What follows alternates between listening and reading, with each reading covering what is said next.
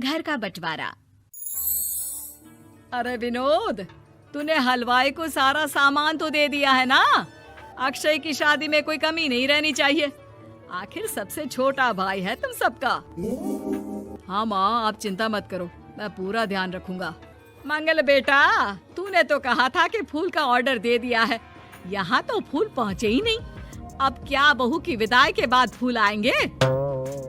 माँ, मैंने अभी बात की है फूल वाले से, वो रास्ते में ही है। आप किशोर भैया से क्यों नहीं कहती कुछ करने को? किशोर पहले ही मेरे बताए काम कर रहा है। पास के सभी रिश्तेदारों और मोहल्ले वालों को कार्ड वही तो देकर आया था। रिसेप्शन के लिए हॉल भी उसी ने बुक किया था। टेंट कुर्सी वालों को भी तो वही देख रहा है। पर कई मोहल्ले वाले तो हमारे भरे पूरे परिवार से जलते भी है, उन्हें बुलाने की क्या जरूरत थी? बेटा, शादी ब्याह में तो बुलाना ही पड़ता है, नहीं तो लोग क्या कहेंगे। दादी दादी देखो ना, हलवाई अंकल हमें लड्डू नहीं दे रहे, आप इनको डांटो ना। अरे चैन सुख दे देना बच्चों को लड्डू, क्यों तंग कर रहा है इन्हें? बीबी जी, मैं कहाँ मना कर रहा हूँ, लेकिन लड्डू बनते ही ये बच्चे उठा उठा कर खा लेते हैं। अरे मैं तो इन्हें थाल में रख के परोस भी नहीं पा रहा। भागो, अब कोल्ड ड्रिंक पीने चलते हैं। भागो भागो, अब कोल्ड ड्रिंक पीने चलते हैं। जैसे कि आप देख रहे हैं, आज इस घर के सबसे छोटे बेटे अक्षय की शादी है। घर में बहुत चहल पहल है। कुलभूषण की बीवी कमला को फुर्सत ही नहीं है कामों से, लेकिन कुलभूषण और घर के बाकी लोग कहाँ हैं? आइए देखते हैं। अजी, आप यहाँ आराम से बैठकर गाने सुन रहे हो और घर में अभी तक इतने काम बचे हैं करने को। अरे भाई, मेरे सबसे छोटे बेटे की शादी है, इसके बाद तो मैं अब चिंता मुक्त हो ही जाऊंगा। और फिर घर में तुम हो, बेटे बहुएं हैं, तुम लोगों के होते हुए मैं क्यों काम करूं? मैं तो शान से बेटे की शादी में जाऊंगा तैयार होकर। अरे ठीक है, अब आप आराम ही कीजिए। एक बार अभिषेक की बीवी आ जाए, फिर मैं भी आराम करूंगी और मेरी चारों बहुएं पूरे घर की जिम्मेदारियां संभाल लेगी। इतना कहकर कमला वापस अपने काम में लग जाती है। बेटा भी, तू अब तक तैयार नहीं हुआ? किससे बात कर रहा है फोन पर? तैयार कैसे हूँ? सैलून जाने से तो आपने मना किया है, क्योंकि मुझे हल्दी लग चुकी है। भाभीयों को देखो, सुबह से पार्लर में है। अक्षय की शादी हो जाती है और नंदिता बहू बनकर घर आ जाती है, लेकिन इस घर की खुशियों को मानो किसी की नजर लग गई थी। नंदिता के आने के बाद आए दिन घर की शांति भंग होती रहती। अपने माँ बाप की इकलौती बेटी को इतने बड़े परिवार की जिम्मेदारियाँ कहाँ संभालनी थी? अभी देखो ना, मेरे हाथों की मेहंदी भी अभी नहीं उतरी है और तुम्हारी मम्मी ने मुझे घर के कामों में लगा दिया।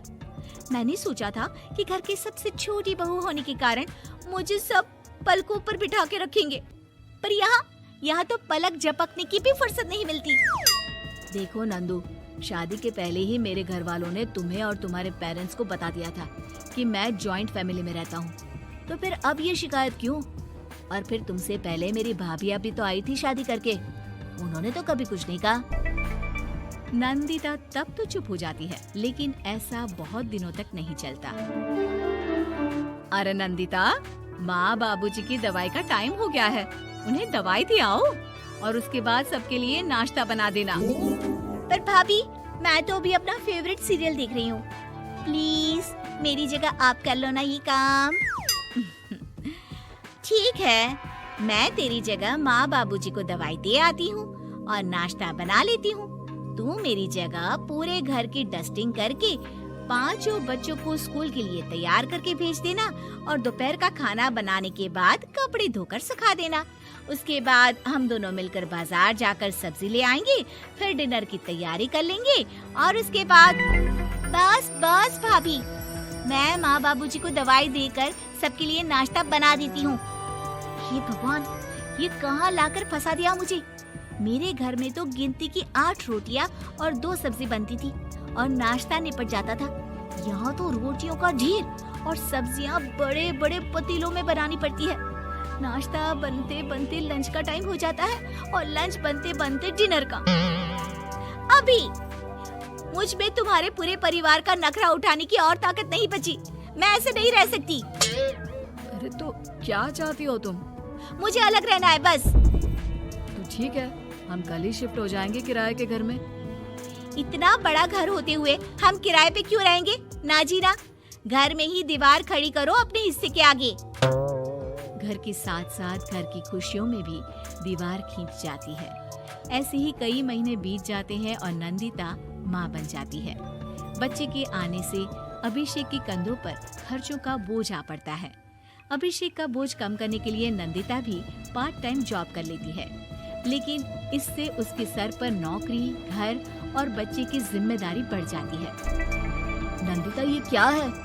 तुमने घर भी ठीक से साफ नहीं किया, ना ही मेरे कपड़े धुले हैं। चिंटू के बाल भी कटवाने जाना था, देखो उसके बाल कितने बढ़ गए हैं। अरे करती क्या हो पूरा दिन तुम? मैं करती क्या हूँ? तुम्हारा नाश्ता और लंच बनाने के बाद चिंटू को डे केयर सेंटर पर छोड़ कर आती हूँ, फिर खुद ऑफिस जाती हूँ। पूरा दिन काम करके आने के बाद बिना आराम किए बाजार से सब्जियाँ लेकर आती हूँ, घर आकर खाना बनाती हूँ, चिंटू को देखती हूँ और क्या करूँ मैं? तो किसने कहा था अपने सर पर इतने काम लेने को? मत जाओ ऑफिस। ऑफिस जाए बिना घर के खर्चे कहाँ से पूरे होंगे? चिंटू की डे केयर का खर्च, उसके लिए बेबी फूड का खर्च, प्रेस वाले का खर्च, ये सब तुम्हारी सैलरी से होता नहीं है। अगर परिवार से अलग नहीं होती तो इतनी मुसीबतें नहीं उठानी पड़ती तुम्हें परिवार के साथ मिलकर काम करने में दिक्कत थी, लेकिन काम तो अब भी बहुत है तुम्हारे सर पर। चिंटू को भी डे केयर भेजने की जरूरत नहीं पड़ती। उसको गोद में खिलाने के लिए दादा दादी और घर के सभी बड़े होते।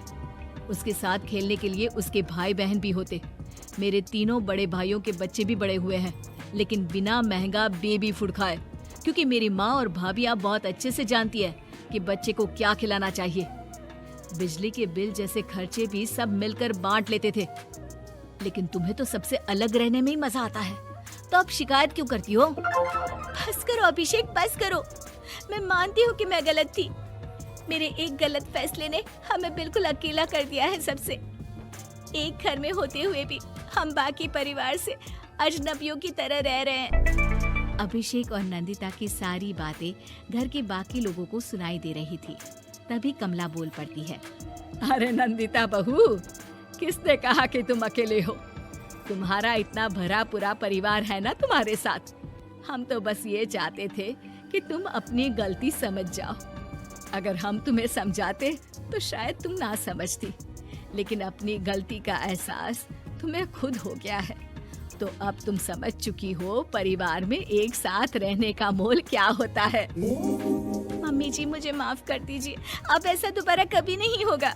अरे माफी बाद में, पहले मेरा पोता जरा मेरी गोद में तो दे, और तू जाकर सबके लिए चाय बना ला।